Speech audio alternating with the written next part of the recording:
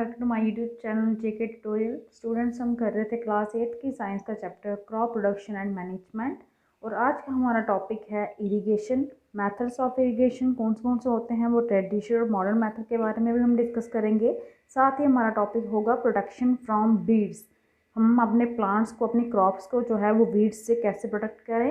लेकिन सबसे पहले जो आज मेरे चैनल पे न्यू है, मेरी वीडियो को फर्स्ट टाइम देख रहे हैं, वो प्लीज़ इसे सब्सक्राइब करना ना भूलें। So let us start. First of all irrigation जिसे आप सिंचाई बोलते हो, पानी लगाना फसलों को।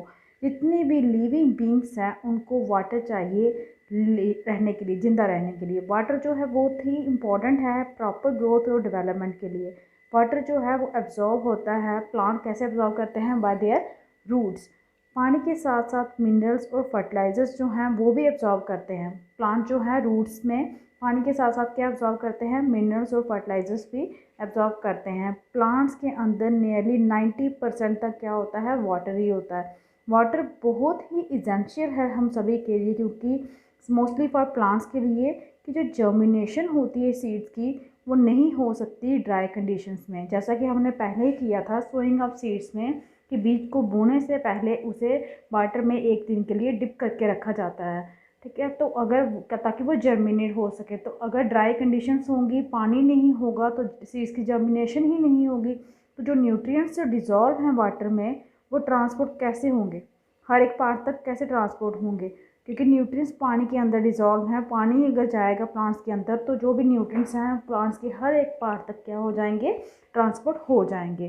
साथ ही साथ में वाटर भी प्रोटेक्ट करता है। वाटर क्या करता है? प्रोटेक्ट करता है क्रॉप को। किससे? फ्रॉस्ट से और हॉट या गर्मियों के दिनों में सूखे से, गर्म हवाओं से मतलब बचा के रखता है, प्रोटेक्ट करता है।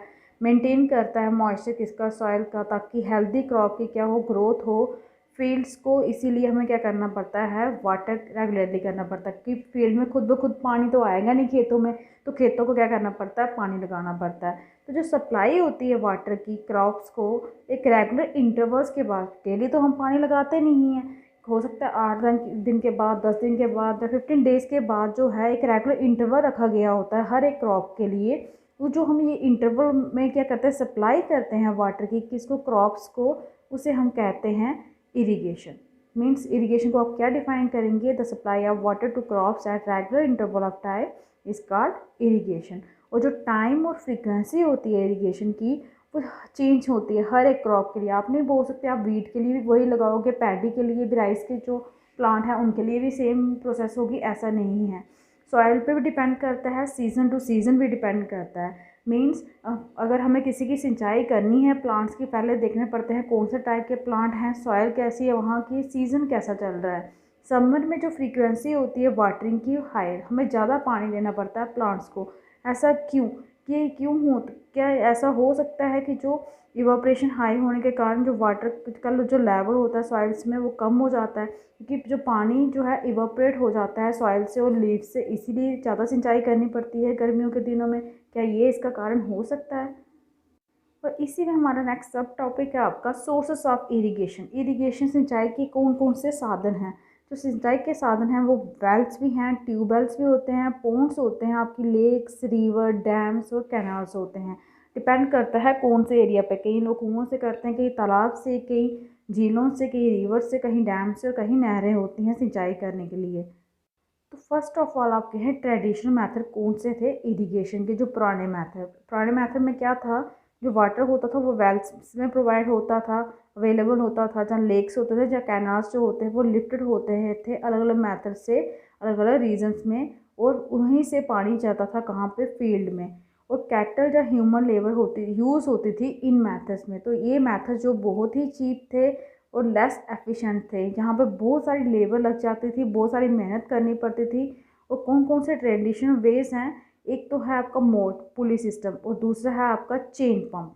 ठीक है, ये देखिए, ये चेन पंप यहाँ पे दिखाया है, ये आपका चेन पंप का सिस्टम है। और मोट में क्या होता है? देखिए, कुएं में से पानी निकाल रहे हैं और यहाँ पे एक एरिया सा बनाया है ताकि जो भी पानी बाहर निकाल रहे हैं वो सीधा जहाँ चला जाए? खेतों की साइड चला जाए। ये 2 ट्रेडिशनल तरीके हैं आपके सिंचाई करने के। और एक जो थर्ड वे है आपका सिंचाई करने का, इसको बोलते हैं डेकली। ये देखिए, पानी निकल रहा है कुएं से, इसको भी इन्होंने क्या कर रहे हैं? यहाँ पे छोड़ रहे हैं और सीधा पानी कहाँ पे जा रहा है? खेतों में जा रहा है।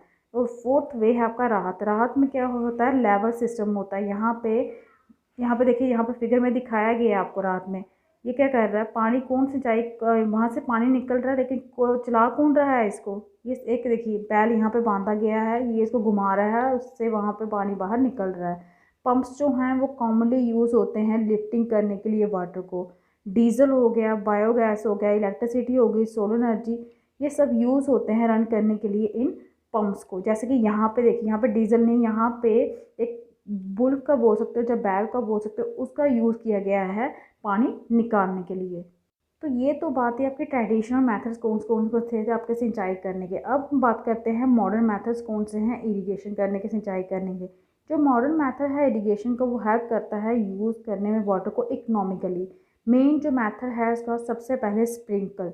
स्प्रिंकल सिस्टम में क्या होता है, ये सिस्टम बड़ा ही यूज़फुल है कहाँ पे, अनइवन लैंड के लिए, जहाँ पे लेवलिंग नहीं होती लैंड पे, जहाँ पे सफिशेंट वाटर जो है अवेलेबल ना हो। तो जहाँ पे क्या होता है, परपेंडिकुलर पाइप्स होती हैं, रोटेटिंग नोजल्स होती हैं टॉप पे, ये देखिए यहाँ पे ये है, ये सब परपेंडिकुलर पाइप्स लगाई गई हैं। तो जॉइन होती हैं एक मेन पाइप के साथ। देखिए ये सभी पाइपें कहाँ पे हैं, इसी पाइप के साथ क्या हुई हैं, जॉइन हुई हैं। तो जब वाटर एलो होता है, फ्लो होता है मेन पाइप से, तो प्रेशर के कारण वो हेल्प करता है, पंप होता है। पंप होने के कारण क्या होता है, वो एस्केप हो जाता है रोटेटिंग नोजल से, और वो स्प्रिंकल हो जाता है, थोड़ा गिरना, रेन की तरह गिरना शुरू हो जाता है कहाँ पे, क्रॉप पे। ऐसा लगता है जैसे बारिश हो रही है। स्प्रिंकल जो है वो बहुत ही यूज़फुल है लॉन्स के लिए, कॉफ़ी के लिए, प्लांटेशन के लिए, और भी कुछ क्रॉप्स हो सकते हैं। स्प्रिंकल का मतलब ही यही, जिसे आप बोलते हो फुव्वारा, फुव्वारे जैसा पानी निकलता है, जैसा कि रेन पड़ रही हो। नेक्स्ट जो मेथड है आपका, मॉडर्न जो मेथड है इरिगेशन का, दैट इज़ ड्रिप सिस्टम। इस सिस्टम के में क्या होता है, वाटर फॉल्स करता है ड्रॉप बाय ड्रॉप डायरेक्टली कहाँ पे, रूट्स पे, इसीलिए इसको क्या कहा जाता है, drip system. Drop by drop निकलता है। ये बेस्ट टेक्निक है वाटरिंग करने के लिए, किसको, फ्रूट वाले प्लांट्स को, गार्डन्स को और ट्रीज़ को। यहाँ पे वाटर वेस्ट नहीं होता। ये एक बूंद है उन जगहों में जहाँ पे पानी की जो क्वांटिटी जो है, अवेलेबिलिटी है, बहुत ही कम है। ये देखिए आपको ड्रिप सिस्टम यहाँ पे बताया गया है।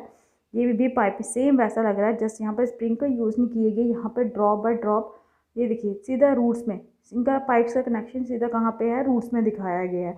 सीधा ड्रॉप बाय ड्रॉप कहाँ पे जाती हैं, रूट्स में चली जाती हैं। तो ये तो था आपका इरिगेशन का टॉपिक। नेक्स्ट टॉपिक है हमारा प्रोटेक्शन फ्रॉम वीड्स।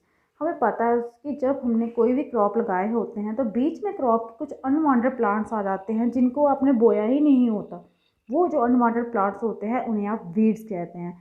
बुजुर्ग पहेली जाते हैं पास ही की वीड फील्ड में, और उन्होंने देखा कि कुछ और प्लांट्स भी फील्ड में क्रॉप्स के साथ जो है उनकी ग्रोथ हो गई है वीड प्लांट्स के साथ।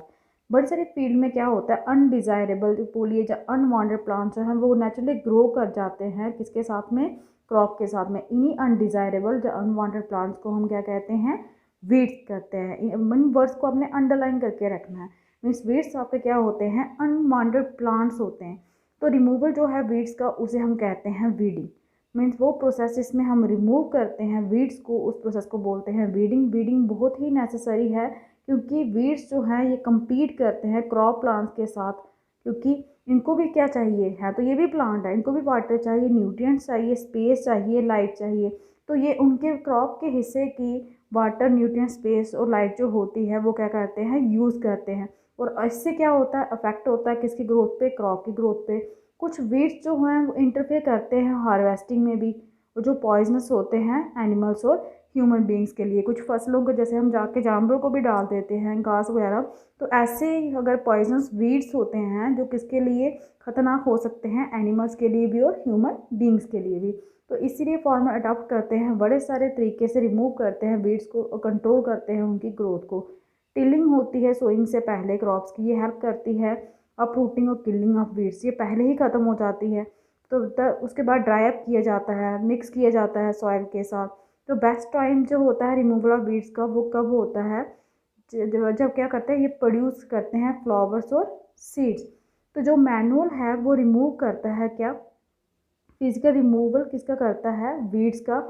कैसे, अपरूटिंग करके, जब कटिंग करके उनको क्लोज करके ग्राउंड से टाइम टू टाइम करके ये करना पड़ता है, इनकी कटाई करनी पड़ती है। तो ये किसकी हेल्प से होती है, खुरपी की हेल्प से होती है। ये फार्मर्स खुद भी करते हैं।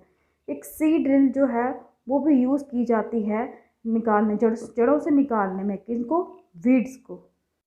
ये तो हुआ उनको अपरूट करने का मेथड, लेकिन हम वीड्स को कंट्रोल कर सकते हैं यूज़ करके कुछ केमिकल। और इस प्रोसेस कौन से केमिकल होते हैं? वीडीसाइड्स, जैसे उनका नाम है 2,4-D। ये स्प्रे होती है फील्ड्स में, क्या किल करने के लिए? वीड्स। ये डैमेज नहीं करती क्रॉप्स को।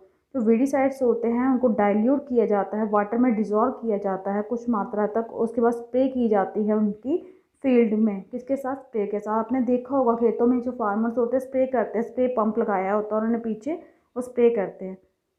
देखिए यहाँ पे ये फिगर 1.6 आपको शो कर रही है, यहाँ पे स्प्रेइंग हो रही है किसकी? वीडीसाइड की। तो ऑलरेडी जैसे हमने मेंशन किया कि वीडीसाइड जो है वो स्प्रे होते हैं कब? जब वेजिटेटिव ग्रोथ हो जाती है किसकी? वीड्स की, लेकिन बिफोर फ्लावरिंग, फ्लावरिंग से पहले, सीड की फॉर्मेशन से पहले। तो जो स्प्रेइंग है वीड्स की वो अफेक्ट करती है हेल्थ किसकी? फार्मर, उन पे उसका अफेक्ट पड़ता है। तो इसीलिए जब हम केमिकल्स का यूज़ करते हैं तो बहुत ही केयरफुली यूज़ करना पड़ता है इनका। अपने नोज़ को, माउथ को कवर करके रखना पड़ता है क्लॉथ, पीस ऑफ क्लॉथ के साथ, जब भी स्प्रेइंग कर रहे हों केमिकल्स की।